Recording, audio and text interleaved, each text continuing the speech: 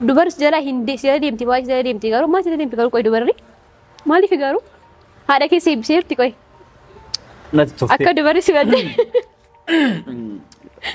dubarna jala deemu osoo hin ta'in na jaalatti waan kana akkuma si jaalatti ree asiti waan na goote maal si goote natti akka na himadnitti yeroo an xiqqishu san yeroo qaama na dhiitu yeroo qaama na dhiitu bakka san argite bakka qaacilii jedhanii san bakka sanitti tutututu jettee itti naasuftee na eebbisteedha. Kana dubarsi jaalattee jechaadha? Kanaaf dubarsi jaalatte jechaadha? Anaaf dubartiin na jaalatte akkasi. Atuuyyuu anuu gaafii si gaafadha. Ishi dhagaa. Dubartiin maas jala deemtii maas jaalattee teemi? Tokko dubartoota keessaatti dubartii takka. Atuu maali? Ayyaana fi shuutee jira. Mucayyoo sin jaaladha jee kun fidee jiraachuu malee. Fidee ani naaf tufanii akkas na godhanii maal na godhanii balo mucayyoon kun feenti saqqabtee jechuudha. Fankolee namicha kana dadhabna jira gaayis. Assalaamu alaikum warahmatullahi wabarakatuh. Hordoftoota siyaasii warraa hundi keessan bakka jirtanitti nageenya rabbii sin bira haa jiraatu. Akkuma beektan gaa waa'ee Sadootii fi Sumayyaa Roozaa wal qabatee Roozaan ammaan tana maallaqa miliyoona fudhanaan irraa fagaachuudhaaf qophootee na fakkaatti. Waa'ee isaaniitti wal qabatee hanga tokko isa qabadhatiin jira hanga dhumatti dhagin tura. Jalqaba waa'ee Roozaatiin wal qabatee maallaqa 3 miliyoona irra dabarsee gaafadhan ture. Akkuma gartee viidiyoo irratti wal caqacaqnee hin deebisuun hangattee 3 maallaqa irra dabarsee jira. Beekamaadha. Anis kana gartee arkeen jiraachuu meesaajiin irra seenee arkeen jira. Garuu maallaqa kana gartee sababni irra naqeefis maali? Isa jiru gadi fageenyaan hubadhan jira. Namichi ni ariifataa. Seedoon ni ariifate ni jarjara. Gaafa jalqabaa san gartee akkuma beektan wal fuudhuuf qophaa'anii turan. Isaanii gartee wal fuudhuuf qophaa'ee waa hunda gartee asitti haasawee adaamatti fixatee anillee gartee seedoon dawalee aboo manguddoon kunoo karaa arsii deemuudhaaf deemanii atileen gartee wajjin deemtatee hootuun an jeen dawalee adaamatti jechuudha. Hayyee toleen jeeni anumaa gartee asirraa qophaa'ee adaamatti deemuudhaaf itti jiru. Deebisee mas aboo khalasin dhufanii wanni janna hin taane xiqqashoo gartee walii hin galleeti naan jechuun maali boo akkana maatiidha ijoollee hin gallee maal naan jee alhamdulillah. Jeetananis asumatti hafee jechuudha. Gaafa sanii miliyoona 2 gartee irra dabarse. Inni ariifataa jarjaree miliyoona 2 irra dabarse natti illee himuu qaanfate jechuudha. Ni saalfate. Roozaan maallaqa miliyoona 2 sanii ittiin deebistu. Na fuudhii maalalleen keenya waan barbaannu gartee wajjin itti godhannaa jalqaba walii galle maallaqa hin deebisu. Ani maallaqa kana deebisuuf hin jenne namichi kun gartee ilmaan qabaa ilmaan sarbaatu jira wacii baay'ee baasaa jira. Kana durallee gartee waan ta'e ni beektaa. Maallaqa kana deebisi.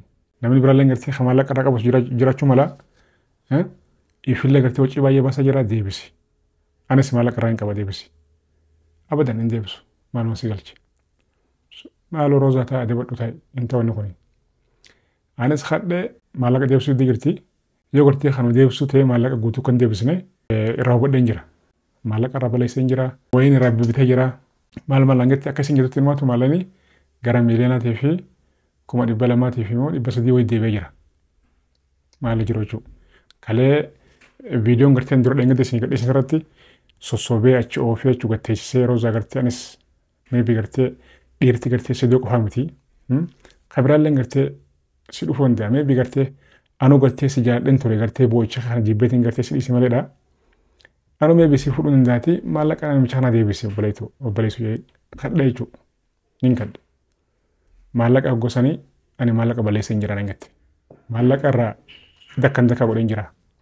Akkamitti ittiin himini akkamitti ittiin himini maallaqni miliyoona 2 kuni kan inni sirriitti dabarse akkuma kayyaatti.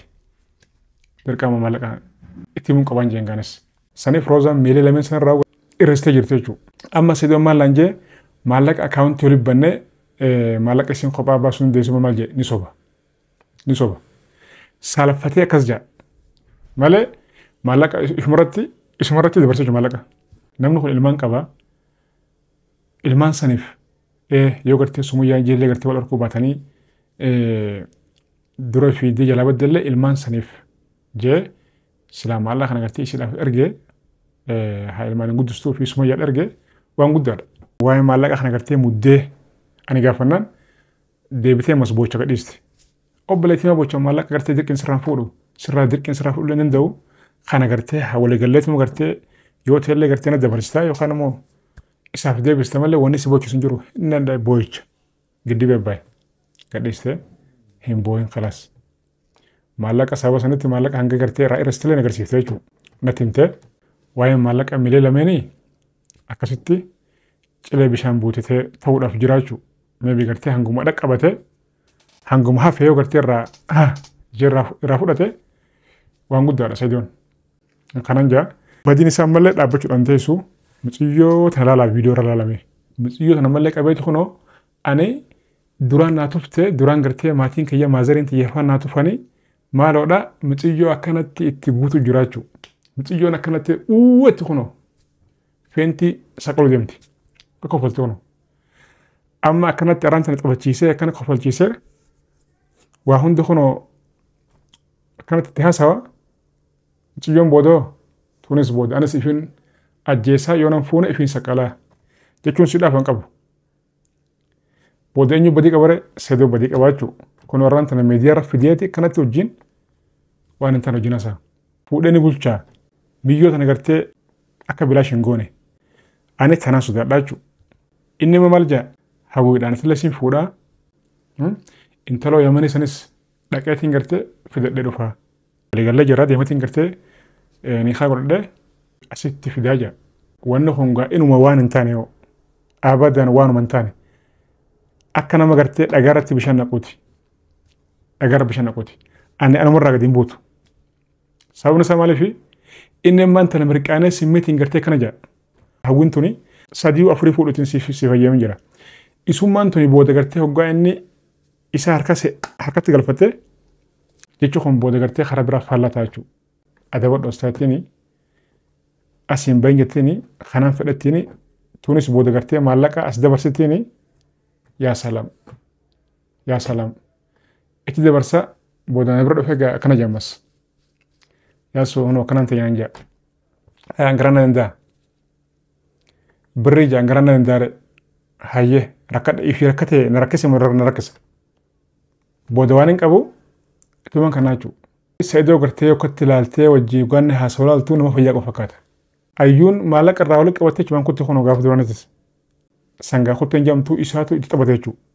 Mucayyoo bira gattaa dhiisee mana duwwaa ol naqee biraa ifii bakka hin taane oola mucayyoon kalas obsitee dadhabdee na keetteen sanis kuttee jechuudha.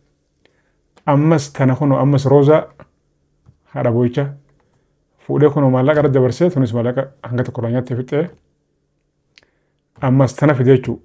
Hawwaa baanan tana hawwaadhamu hawwii mucayyoon akka koflumsiitu natti tolaa'u baalaw nama bo'uun jibba nama cinqee haasa'u xarrrr cinqii takka natti hima lama waan san formaatti ilaalta. Nama cinqii yeroo hunda gartee suusii godhatee waan cinqii haasa'u boo gurraan irraa cufadhee bira deema boo jechuun fedhan nama cinqii haasa'u jibba. Amma roozaan nama boo'ichaati garuu fatanatti bareedduudha miskiina fatanatti boo'ichuma san irraa jibbeen.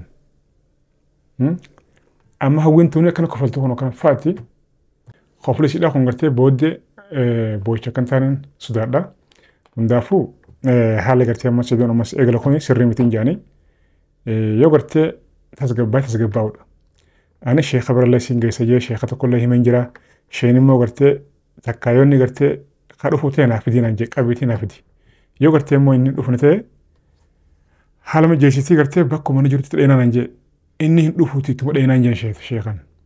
Hayyee akkasii walii gallee hanga ammatti nama jennachuu haallenis. Yeroon gartee ani aboo adaamaan dhufu jira sirta inni immoo hin jiru takka dhalaa biraa wajjin bakka biraa jira.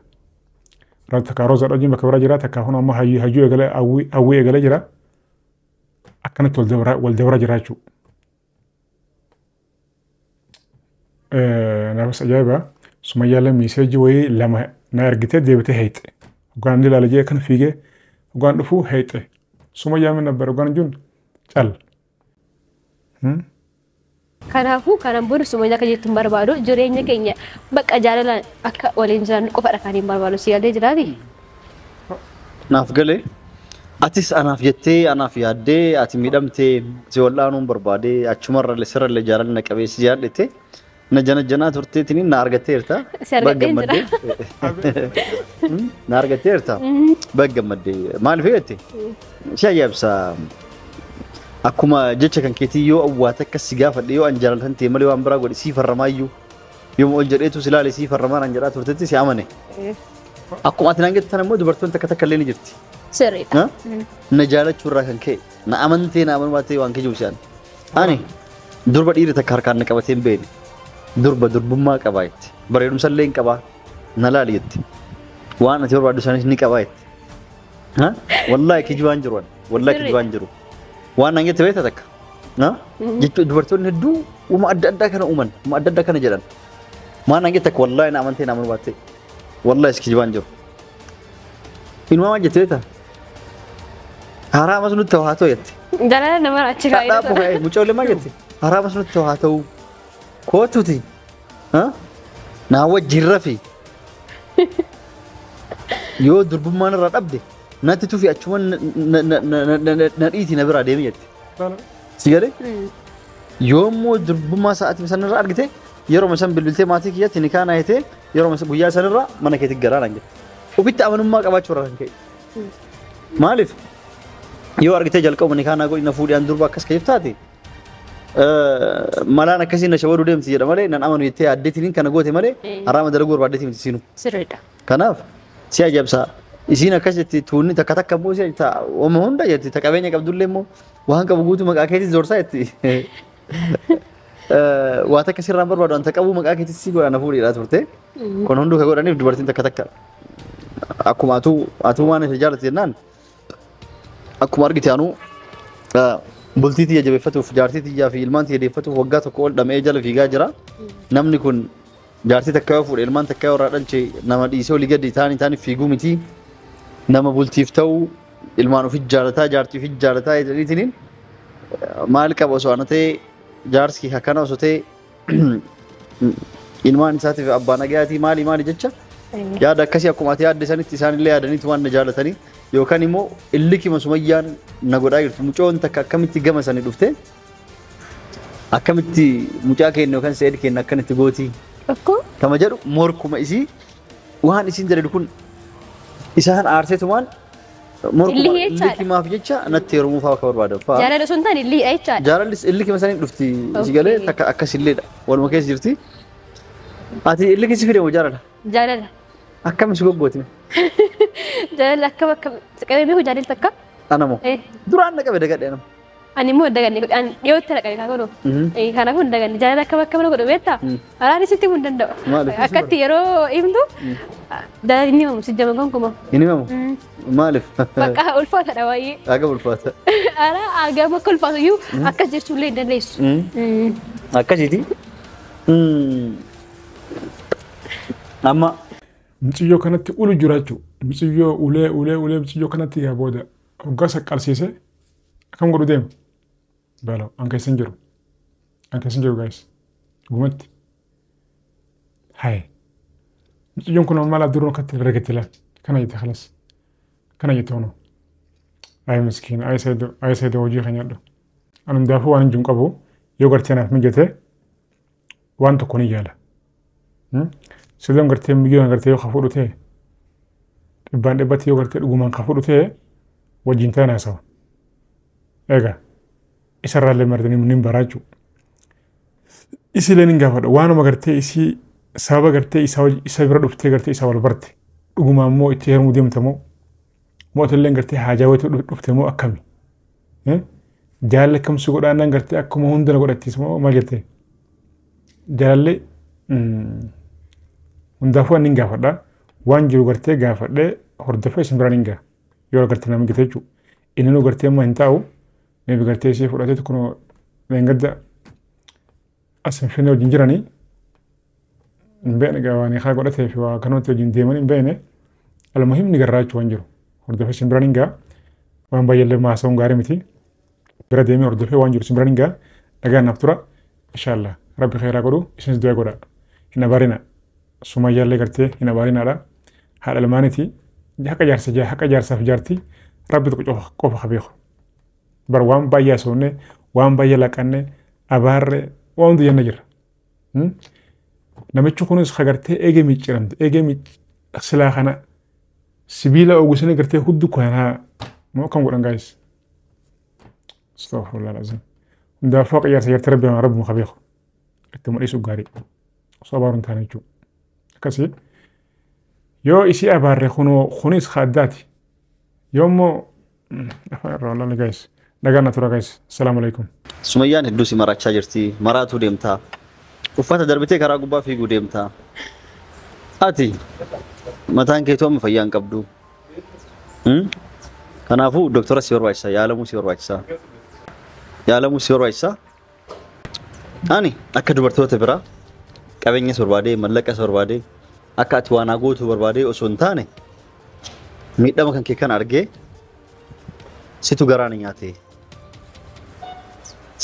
nyaate yoo anuma fuudhii wajjin jiraanna waa takkallee sirraan barbaadu birri mataaksisu sirraan fuudhu miila kiyyaan galaa'etti oksijiina haarayaan qilleensa haarayaan gara jireenya haaraatti galaacha nu deemna waan haaraya walitti ba'uuf deemna sirriitti malee humna haarayaan wal fuudhu deemna wal fuudhu sirriitti akka jeebatti wal fuudha malee keenya sahaaraa keessatti fata jennee jiraanna jechaadha ijoollee keenya faan bakka feene jiraanna jaalalaan bakka feene jiraanna jechaadha yaw mana sun taane inni jalqaba jaalala fedhiin kee amma ilmaan meeqa dhaluu fedhette tam ati meeqa barbaadda garuu jalqaba keenyatti ani dhibbas taatu haga rabbi naa kenne fedhan dhibba ajjeesuun dhibba kamitti dhibba naa kenne fedhan dhibba sun taane immoo ijoollee 8 babbareedoo 8 dhiiraafu dubara fargan anaaf gaadha bakka siif gaa dhugaa itti garuu mootti dabalee barbaadda rakkoo qabu ka kennu rabbiin ilmaan fayyaa qabdu naa kennu waan nan sanii inshaallah bultii gaarii rabbi nuuf haa godhu Isinis immoo qaban waan immoo nu eebbisaa jenna. Miti eebbi nu barbaachisaa ture.